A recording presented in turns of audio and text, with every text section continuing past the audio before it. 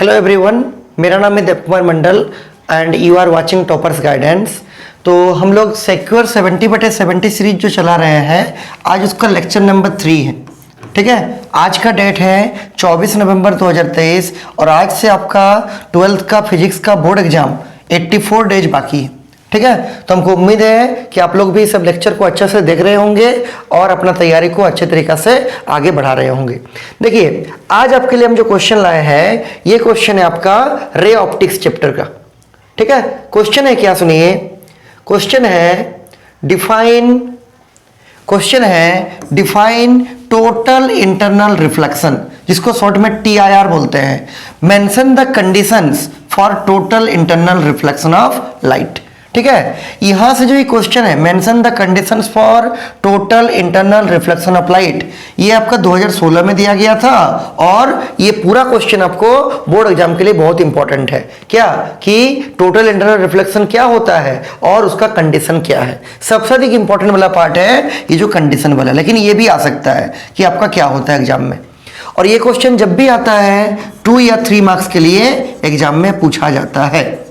ठीक है, आगे देखिए, टोटल इंटरनल रिफ्लेक्शन का क्या मतलब पहले समझते हैं। देखिए, हम रे डायग्राम ड्रॉ किए हैं, आप लोग भी जब कॉपी में भी नोट कीजिएगा, पहले ऐसा हेडिंग दीजिएगा टोटल इंटरनल रिफ्लेक्शन, ब्रैकेट में कर दीजिएगा TIR, उसके बाद इस रे डायग्राम को बनाइएगा। देखिए, आपको समझाते हैं रे डायग्राम क्या बोल रहा है। इसमें क्या है, ये जो बीच का आपको लकीर दिख रहा होगा, ये आपका सेपरेटिंग बाउंड्री है। इसके ऊपर में एक मीडियम, इसके नीचे में एक मीडियम। ऊपर वाला मीडियम मान लीजिए आपका रेयर मीडियम, नीचे वाला मीडियम कौन सा, डेंसर। एग्जांपल के रूप में मान लीजिए ऊपर वाला मीडियम आपका एयर मीडियम है और नीचे वाला मीडियम आपका वाटर है। ठीक है, नीचे वाला मीडियम क्या है, वाटर है। अब देखिए, ये कोई आपका पॉइंट ऑब्जेक्ट है, इस ऑब्जेक्ट से आपका लाइट निकल रहा है। अगर लाइट बिल्कुल ही सीधा आएगा ऐसे करके, सरफेस के साथ 90 डिग्री में टकराएगा, तो बिना कोई डेविएशन का सीधा ये आगे बढ़ जाएगा। ये हम लोग सबको पहले पढ़ चुके हैं। ठीक है, अगर मान लीजिए कुछ एक एंगल से आके टकराया सरफेस को, ये मान लीजिए एंगल ऑफ इंसिडेंस आई है, तो इसको जाना चाहिए था ऐसा। अगर मीडियम चेंज नहीं करता तो ऐसा आगे बढ़ता, लेकिन चूंकि लाइट डेंसर मीडियम से रेयर मीडियम जा रहा है, इसलिए क्या होगा, it will bend away from normal और ये लाइट जो है इस टाइप से आगे आपका बढ़ जाएगा। इसको बोलेंगे एंगल ऑफ रिफ्रैक्शन, कितना, R। अब देखिए थोड़ा सा केस नंबर 3 को। ठीक है, केस नंबर 3 में क्या हो रहा है, केस नंबर 3 में ये हो रहा है कि हम जैसे जैसे एंगल ऑफ इंसिडेंस को डेंसर मीडियम में एंगल ऑफ इंसिडेंस को बड़ा करते जाएंगे, वैसे वैसे एंगल ऑफ रिफ्रैक्शन भी क्या होगा, आपका बड़ा होते जाएगा। एक टाइम ऐसा आएगा कि एंगल ऑफ इंसिडेंस हम मान लीजिए यहां पर डाले हैं इस एंगल पे, जिससे कि ये जो एंगल ऑफ रिफ्रैक्शन है वो बड़ा होते होते होते होते एक टाइम ऐसा आएगा कि जब उस सरफेस को टच करते हुए आगे बढ़ेगा, क्या होगा, वो सरफेस को इस टाइप से टच करते हुए आगे बढ़ेगा। ये वही वाला रे है जो यहां पर ऐसा जा रहा था ना, जैसे जैसे हम आई को बढ़ाएंगे R भी बढ़ेगा बढ़ेगा बढ़ेगा बढ़ेगा। एक टाइम ऐसा आएगा कि जब आई को थोड़ा और बढ़ा दीजिएगा तो R जो होगा वो बिल्कुल सरफेस से टच करते हुए आपका रिफ्रैक्टेड रे आगे बढ़ेगा। और अगर ये बिल्कुल सरफेस से टच करते हुए आगे बढ़ेगा तो इस सिचुएशन में जो एंगल ऑफ रिफ्रैक्शन का वैल्यू होगा वो कितना डिग्री होगा, 90 डिग्री। इस पर्टिकुलर एंगल ऑफ रिफ्रैक्शन पे जो एंगल ऑफ इंसिडेंस होगा किस मीडियम में, डेंसर मीडियम में, इस एंगल को बोलेंगे क्रिटिकल एंगल ऑफ इंसिडेंस। क्या बोलेंगे, क्रिटिकल एंगल ऑफ इंसिडेंस। तो कभी कभी ना ये भी पूछता है, इसको भी हमको एक लेक्चर में डाल देंगे, रुकिए, कि क्रिटिकल एंगल ऑफ इंसिडेंस क्या है। क्या बोलिएगा, अगर आपका लाइट डेंसर मीडियम से रेयर मीडियम जाना चाहता है, जिसमें जो एंगल ऑफ रिफ्रैक्शन है वो 90 डिग्री होता है, तो उस सिनारियो में जो भी एंगल ऑफ इंसिडेंस होगा कौन मीडियम में, डेंसर मीडियम में, इस एंगल ऑफ इंसिडेंस को क्या बोलेंगे, क्रिटिकल एंगल ऑफ इंसिडेंस। क्या बोलेंगे, क्रिटिकल एंगल ऑफ इंसिडेंस। लेकिन हम लोग का क्वेश्चन क्रिटिकल एंगल का नहीं है, क्वेश्चन है किसका, टोटल इंटरनल रिफ्लेक्शन, ये इसके बाद है। अब सुनिए आगे, अगर हम मान लीजिए लाइट को क्रिटिकल एंगल पे थ्रो कर रहे हैं तो सरफेस से टच करते हुए आगे बढ़ रहा है, क्या होगा अगर हम लाइट को क्रिटिकल एंगल से भी बड़ा एंगल पे थ्रो करेंगे, क्या होगा यदि आपका जो एंगल ऑफ इंसिडेंस है उसका वैल्यू क्रिटिकल एंगल से भी बड़ा हो जाए। ठीक है, तो क्या होगा, तो ये तो आपका अगर क्रिटिकल एंगल पे लाइट आके टकरा रहा था तब वो आपका सरफेस को टच करते हुए आगे बढ़ रहा था। अगर हम डेंसर मीडियम में एंगल ऑफ इंसिडेंस का वैल्यू क्रिटिकल एंगल से भी बड़ा कर देंगे तब क्या होगा, जो कि हम यहां पर इसको दिखाए हैं ऐसे हुआ। अगर आई का वैल्यू आपका क्रिटिकल एंगल से भी बड़ा हो जाएगा तो लाइट सेकंड मीडियम में जाएगा ही नहीं, लाइट यहां जाएगा और टकरा के उसी मीडियम में वापस आ जाएगा।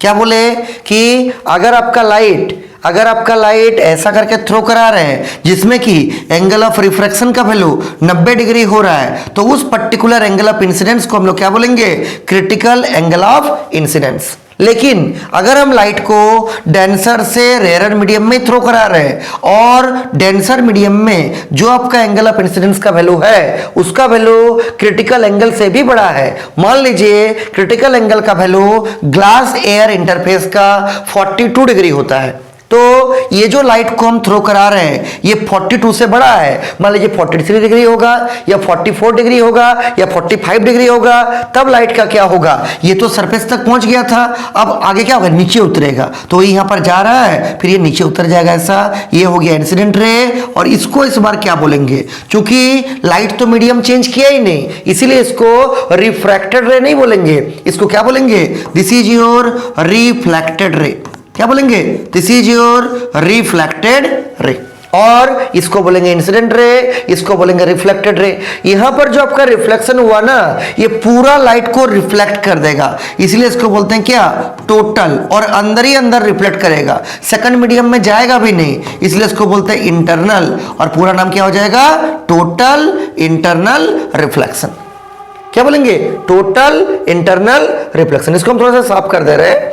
देखिए क्या बोले, क्रिटिकल एंगल समझ में आ गया होगा आपको। और उसके बाद अगर हम किसी लाइट को डेंसर से रेयर मीडियम में थ्रो कर रहे हैं जिसमें जो एंगल ऑफ इंसिडेंस का वैल्यू होगा डेंसर मीडियम में इसका वैल्यू क्रिटिकल एंगल से भी बड़ा होगा, तब लाइट क्या होगा, ऐसे करके जाके टकराएगा और फिर उसी मीडियम में वापस लौट के आ जाएगा। इस प्रोसेस को हम लोग क्या बोलते हैं, टोटल इंटरनल रिफ्लेक्शन। टोटल क्यों, क्योंकि पूरा लाइट जाके लौट के आएगा, अंदर ही अंदर होगा, और कौन सा फेनोमेनन हो रहा है, आंसर है रिफ्लेक्शन हो रहा है, याद रहेगा। अब सुनिए इसका डेफिनेशन कि टोटल इंटरनल रिफ्लेक्शन अगर एग्जाम में आएगा, पहले तो डायग्राम बनाइएगा, सबसे पहले उसका हेडिंग दीजिएगा। कोई भी क्वेश्चन बिना हेडिंग दिए शुरू आपको नहीं करना एग्जाम में, हेडिंग देके लिखिएगा, नंबर अच्छा खासा मिलता है, ठीक है। फिर डायग्राम, अब उसका डेफिनेशन यहां देखिए, डेफिनेशन में देखिए क्या बोल रहा है, सुनिए। डेफिनेशन में है वही लिखे हैं हम कि जो यहां पर आपको अभी समझा है।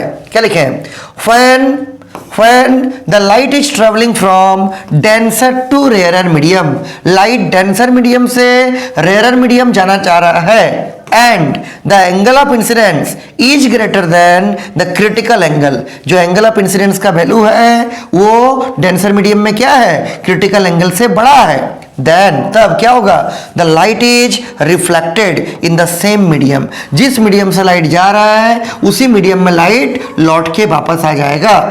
Such phenomenon of light is called total internal reflection। इसी को हम लोग क्या बोलेंगे, टोटल इंटरनल रिफ्लेक्शन।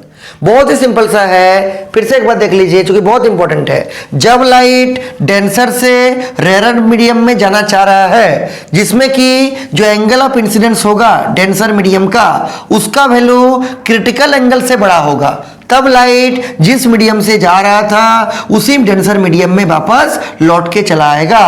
और ये जो पूरा प्रोसेस हुआ इसी को हम लोग क्या बोलेंगे, टोटल इंटरनल रिफ्लेक्शन।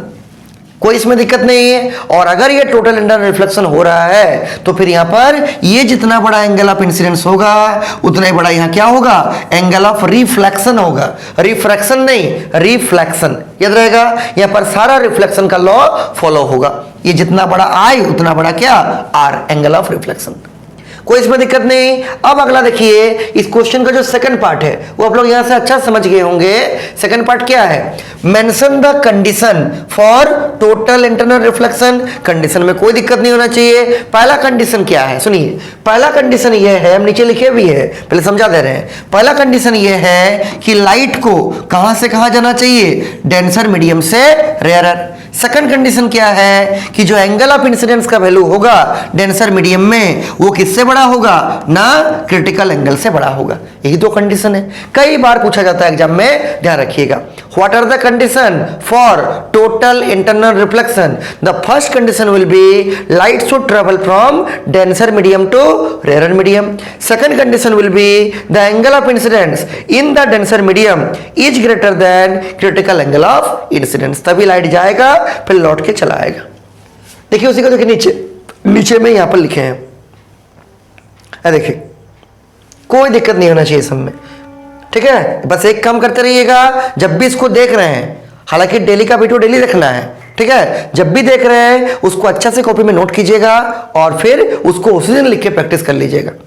देखिए वही लिखे हैं यहां पर, the essential conditions for total internal reflection. Number 1, the light should travel from denser medium to rare medium, अभी बताए। Number 2, the angle of incidence in denser medium should be greater than क्या critical angle. जो angle of incidence होगा denser medium का वो critical angle से बड़ा होना चाहिए, कोई इसमें दिक्कत नहीं होना चाहिए। तो यही आपका आज का क्वेश्चन था, ठीक है। टोटल इंटरनल रिफ्लेक्शन क्या है और वो कंडीशन बताइए जिसमें कि जिसको फॉलो करने से light totally and internally reflect हो जाएगा।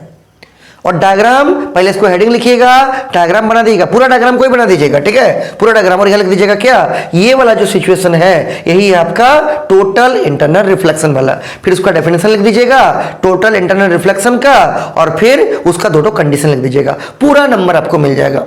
और यहां पर एक हम लोग टर्म अभी यूज किए क्रिटिकल एंगल, इसको किसी अलग क्वेश्चन में आपको दिखा देंगे इसका डेफिनेशन, क्रिटिकल एंगल का डेफिनेशन क्या होता है समझा देंगे यहां पर, अलग क्वेश्चन में इसको हम लिख के भी समझा देंगे और एक बार, ठीक है। तो हमको उम्मीद है ये सब क्लास आपको अच्छा लग रहा होगा, ठीक है। अच्छा से सब तैयारी कीजिए और अच्छा रिजल्ट कीजिए, ठीक है। फिर